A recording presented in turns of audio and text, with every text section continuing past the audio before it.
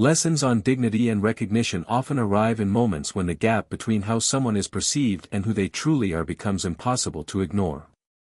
In the courtroom, the black veteran's experience carved a sharp reminder of how fragile dignity can appear when filtered through prejudice, and yet how resilient it remains when anchored in truth. His journey through embarrassment, silent bias, and eventual revelation was more than just a personal ordeal. It became a mirror reflecting the way society measures worth, the standards it applies unevenly, and the conditional nature of respect. What unfolded was not simply about one man's story but about the broader lesson of what it means to recognize dignity without requiring someone to prove it first. The lesson begins with the ease with which dignity can be stripped away.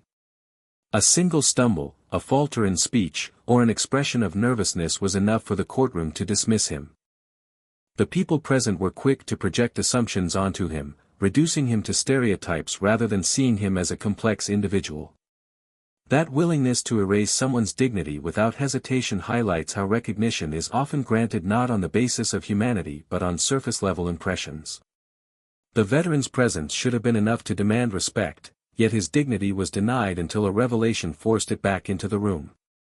The lesson here is that true recognition cannot rest on conditions, it must be rooted in the basic acknowledgement of a person's humanity. Recognition, however, is rarely offered equally. The veteran's story underscores how some must fight harder to be seen, their worth only acknowledged when they can point to titles, uniforms, or achievements that society deems valuable.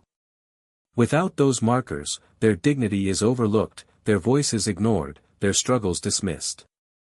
The courtroom audience was willing to look past his humanity until they were confronted with the fact of his service, a fact that forced them to reconsider their judgments. This exposes a troubling reality: recognition too often depends on status rather than personhood. The lesson, then, is to question why respect is withheld until credentials are revealed, and to confront the injustice of requiring proof of worth before offering dignity. Another lesson emerges from the hypocrisy of sudden respect. The instant shift in tone that followed the revelation of his veteran status did not erase the prejudice that had existed moments earlier. Instead, it revealed how conditional respect truly is, showing how quickly people can adapt their behavior once they feel obligated. That shift highlights the performative nature of recognition when it is not grounded in genuine empathy.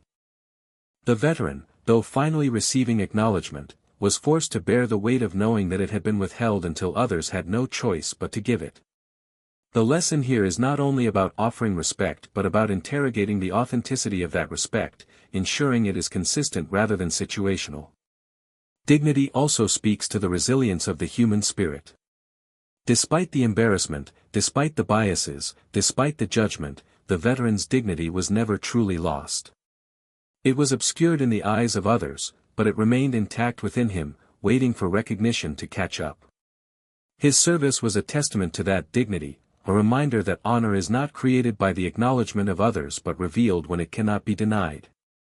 The courtroom, in its shift of perception, was forced to reckon with a truth it had tried to overlook: dignity is not fragile because it depends on others, it is fragile because others refuse to see it. The lesson here lies in recognizing that dignity must be honored at all times, not merely when it is convenient or undeniable. Recognition, at its core, is about visibility. The veteran had been invisible in the ways that mattered most until the revelation of his service made it impossible to look past him. His story teaches that invisibility is not a natural state but one imposed by the selective vision of those around him. Too often, people choose not to see the full humanity of others, focusing only on what confirms their biases. The courtroom's transformation demonstrated how quickly visibility can be restored when undeniable truth emerges, but it also challenged the fairness of requiring such a revelation in the first place.